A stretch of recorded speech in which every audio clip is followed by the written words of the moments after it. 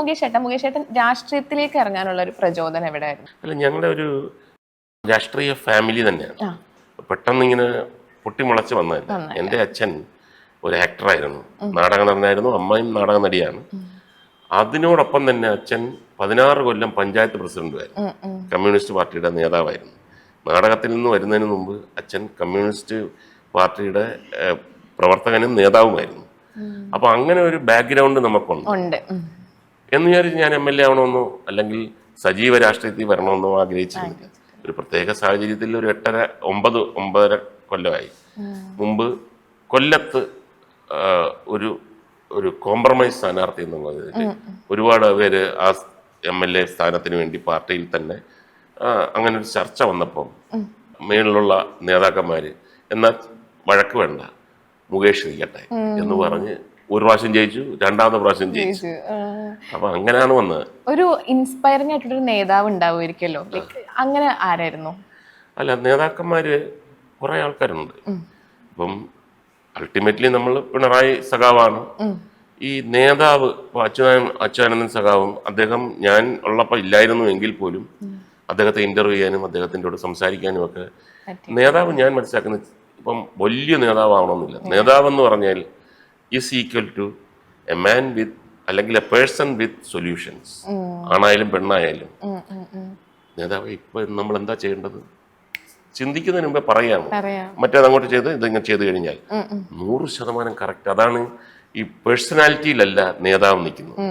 വലിയ ജാഥ വരുന്നു, മെയിൻ നേതാവിനെ കാണുന്നില്ല. അപ്പോൾ ചെറിയൊരാള് അങ്ങനെ ഭയങ്കര ഗ്ലാമറൊന്നും ഇല്ലാത്ത, പക്ഷെ അയാളുടെ കയ്യിലാണ് സൊല്യൂഷൻസ് ഉള്ളത്. അപ്പൊ അങ്ങനെ സൊല്യൂഷൻസ് ഉള്ള ഒരുപാട് നേതാക്കന്മാരുമായിട്ട് നമ്മൾ അത്ഭുതപ്പെടുത്തുന്ന തരത്തില് ഇങ്ങനൊരു സാഹചര്യത്തിൽ നമ്മൾ പകച്ചു നിൽക്കും ചില സമയത്ത്.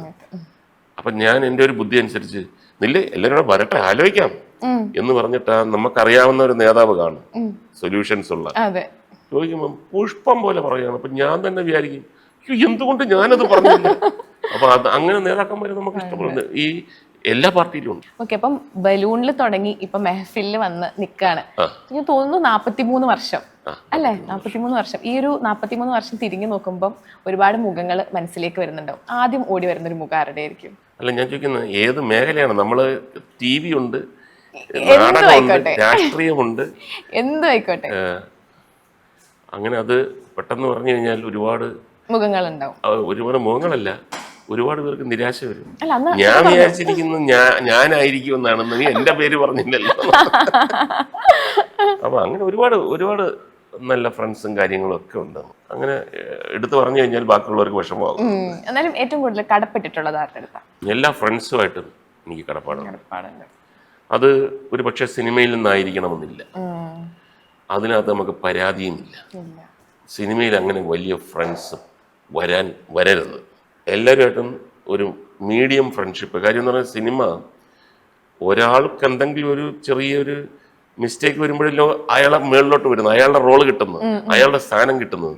അപ്പൊ ആരോഗ്യകരമായ ഒരു മത്സരമല്ലാതെ ആത്മാർത്ഥ എൻ്റെ റോള് നീ എടുത്തോടെ, നിന്റെ അത്രയും ഒരു സ്നേഹവും ഉള്ള ഒരു ഫ്രണ്ടിനെ ഞാൻ കണ്ടിട്ടില്ലെന്ന് പറഞ്ഞാൽ ഇയാള് പോയി. അപ്പൊ അങ്ങനെ ഇങ്ങനെ നിൽക്കുന്ന ഒരു സംഭവമാണ് സിനിമ. ഇപ്പൊ TV-യിൽ പോലും അത്രയില്ല. ഞാൻ ചെയ്യുന്ന ആങ്കറിങ് ഒക്കെ ആണല്ലോ, അയാളെ ചെയ്തോട്ടെ, ഞാനില്ലാത്ത സമയത്ത് വേറെ ആളെ. ഇതെന്ന് പറഞ്ഞു കഴിഞ്ഞാൽ അങ്ങനെയല്ല, നമ്മുടെ ലൈഫാണ്. എന്നാൽ ആരെയും വിഷമിപ്പിക്കരുത്, വേദനിപ്പിക്കരുത്, കുതുകാൽ വെട്ടരുത്, ചതിക്കരുത്, വഞ്ചിക്കരുത്. എന്നാൽ മാത്രമേ ഒരു കലാകാരന് മനസ്സമാധാനം വരുത്തുള്ളൂ. ഈ ഒരു 43 വർഷം എന്ന് പറയുമ്പം ഒരുപാട് ഉയർച്ചകളും വീഴ്ചകളൊക്കെ ഉണ്ടായിട്ടുണ്ടാവും. അപ്പം എപ്പോഴെങ്കിലും ഇനി സിനിമ വേണ്ട, വേറെ ഏതെങ്കിലും മേഖലയിലേക്ക് തിരിഞ്ഞേക്കാം എന്ന് എപ്പോഴെങ്കിലും തോന്നിയിട്ടുണ്ടോ? ഒരിക്കലും തോന്നിയിട്ടില്ല. കാര്യം സിനിമ വിട്ട് ഒരു ചിന്തയില്ല.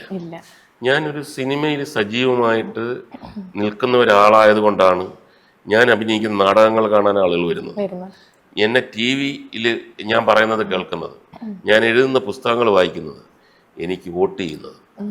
ഇതെല്ലാം തന്നെ സിനിമയുടെ ശക്തിയാണ്. അപ്പൊ സിനിമ അല്ലാതെ നമുക്ക് വേറെ ചിന്തിക്കാൻ പറ്റത്തില്ല. അപ്പം ആദ്യത്തെ സിനിമ ബലൂൺ സംഭവിച്ചില്ലായിരുന്നെങ്കിൽ എന്ത് ചെയ്യുമെന്ന് എപ്പോഴെങ്കിലും ചിന്തിച്ചിട്ടുണ്ടോ? ബലൂൺ സംഭവിച്ചില്ലായിരുന്നെങ്കിൽ അത് എന്നെക്കാട്ടി മുമ്പേ മമ്മൂക്ക പറഞ്ഞിട്ടുണ്ട്, എന്താവുമായിരുന്നു, സിനിമ നടനായിരുന്നില്ല. ജോലി ചാൻസ് ചോദിച്ച് നടക്കുന്ന ജോലി, അല്ലാതെ സിനിമ വിട്ട് വേറെ ചിന്തയില്ല. ഞാൻ പിന്നെ അതിനു മുമ്പ് നാടകത്തിലും മിമിക്രിയിലും ഒക്കെ ഉണ്ടായിരുന്നു. പക്ഷെ അൾട്ടിമേറ്റ് സിനിമയാണ്. സിനിമ നടനാവുക, ഹീറോ ആവണമെന്നില്ല. ചെറിയ റോളാണെങ്കിലും. അപ്പം ആദ്യത്തെ സിനിമ ഹീറോ ആയിരുന്നു. അപ്പം അത് കൊല്ലത്തുള്ള നാന മാഗസിൻ, കൃഷ്ണസ്വാമി റെഡ്ഡിയാരാണ് അതിൻ്റെ പ്രൊപ്പറൈറ്റർ. അദ്ദേഹമാണ് ആ സിനിമ എടുത്തത്. വളരെ അവിചാരിതമായിട്ട് ഞാൻ പഠിച്ചുകൊണ്ടിരിക്കുന്ന സമയത്ത് അവര് എന്നെ സെലക്ട് ചെയ്ത കാര്യമൊന്നും എനിക്ക് അറിഞ്ഞുകൂടാ. അദ്ദേഹമായിട്ട് സംസാരിച്ചു. ഇതിൻ്റെയൊക്കെ അച്ഛനും അമ്മയെ പോലെയൊക്കെ അഭിനയിക്കാനൊക്കെ താല്പര്യമുണ്ടോ എന്ന് ചോദിച്ചപ്പോൾ ആരോ പറഞ്ഞു കൊടുത്തു, മിമിക്രിയിൽ കേരള യൂണിവേഴ്സിറ്റി ഫസ്റ്റാന്നൊക്കെ പറഞ്ഞു. ആഹാ എന്നൊക്കെ പറഞ്ഞു പോയി. ഒരു 3 മാസം കഴിഞ്ഞപ്പോൾ എനിക്കൊരു ഫോൺ കോൾ വരികയാണ്. മൊബൈലൊന്നും ഇല്ലല്ലോ, ഫോൺ കോൾ വീട്ടിൽ വന്നു. ഇങ്ങനെ കൃഷ്ണസ്വാമി റെഡ്ഡി അദ്ദേഹത്തിനെ ഒന്ന് കാണണമെന്ന് പറഞ്ഞു. ഞാനവിടെ ചെല്ലുന്നു ഓഫീസിൽ. അവിടെ ഇവിടെയൊക്കെ ഒരുപാട് തലകൾ ഇങ്ങനെ നോക്കുന്നുണ്ട്. എനിക്ക് എന്താണെന്ന് മനസ്സിലാകുന്നത്. അപ്പം ഞാൻ വന്നിരുന്നിട്ട് ഇപ്പോൾ എൻ്റെ വിചാരം എന്ന് പറഞ്ഞാൽ ഇവരുടെ ഏതെങ്കിലും ഒരു ഫംഗ്ഷൻ എൻ്റെ മിമിക്രി ബുക്ക് ചെയ്യാൻ വേണ്ടി വിളിക്കുക, അതാണ് എൻ്റെ വിചാരം. അന്ന് മിമിക്രി ഉണ്ട്. അപ്പോൾ ഞാൻ പറഞ്ഞു നമസ്കാരം, ഞങ്ങളൊരു കാര്യം പറയാൻ വേണ്ടിയാണ് വിളിച്ചത്. ഞാൻ ചോദിച്ചു എന്താണ്?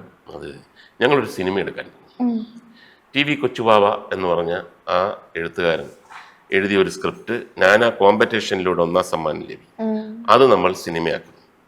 അപ്പം ഞാൻ വിചാരിച്ചു അതിനകത്തൊരു ചെറിയ റോള് തടഞ്ഞിട്ടുണ്ട്. ഞാൻ പറഞ്ഞു അയ്യോ വളരെ സന്തോഷം. ഞങ്ങൾ ഇതിൻ്റെ ഫസ്റ്റ് പോസ്റ്റർ ഒന്ന് ഡിസൈൻ ചെയ്ത് കഴിഞ്ഞു. അപ്പം ഞാൻ പറഞ്ഞു ഇതിനു മുമ്പ് പോസ്റ്റർ അല്ല, ഇങ്ങനെ ആയിരിക്കണം അതിൻ്റെ ഫസ്റ്റ് ഹെഡിങ്. അപ്പം ഞാൻ പറഞ്ഞു അതെന്താണ്? ബലൂൺ എന്നാണ് സിനിമയുടെ പേര്. മലയാള സിനിമ വേദിയിലെ ഭീഷ്മാചാര്യനായ കൊട്ടാരക്കര ശ്രീധരൻ നായരുടെ മകൾ ശോഭ നായികയാവുന്നു. ഒരു സൈലൻസ് വെച്ചു. മലയാള നാടകവേദിയുടെ ഭീഷ്മാചാര്യനായ ഒ മാധവന്റെ മകൻ മുകേഷ് നായകനാകുന്നു. ഞാൻ ഒന്ന് ഞെട്ടിപ്പോയി. എന്ന് വിചാരിച്ച് അങ്ങോട്ട് ഓവർ എക്സൈറ്റഡ് ആയില്ല. ഞാൻ അത് എനിക്കറിഞ്ഞൂടെ എന്താണെന്ന്. ഞാൻ ചിരിച്ചിട്ട് അപ്പം മനസ്സിൽ വെക്കുക നമ്മൾ ഇമ്മീഡിയറ്റ് ആയിട്ട് ഷൂട്ടിങ് തുടങ്ങും. കുറെ കാലത്തിന് ശേഷം അവിടുത്തെ സ്റ്റാഫ് എല്ലാം പറഞ്ഞു ഞങ്ങൾ അവിടെ ഇവിടെയൊക്കെ നിന്ന് എന്തിനാന്നറിയാം. ആ കാലഘട്ടത്തിൽ 43 കൊല്ലം മുമ്പ് ഒരു കോളേജ് സ്റ്റുഡന്റിന്റെ അടുത്ത് സിനിമയിൽ നായകനാന്ന് പറഞ്ഞ അയാളുടെ എക്സ്പ്രഷൻ എങ്ങനെ ഇരിക്കുന്നു അറിയാൻ ഞങ്ങൾ ഒളിച്ചു നോക്കിയത്. ഞാൻ പറഞ്ഞു എങ്ങനെ ഇരുന്നു എന്റെ എക്സ്പ്രഷൻ? വലിയ എക്സ്പ്രഷൻ ഒന്നും ഇല്ലായിരുന്നു.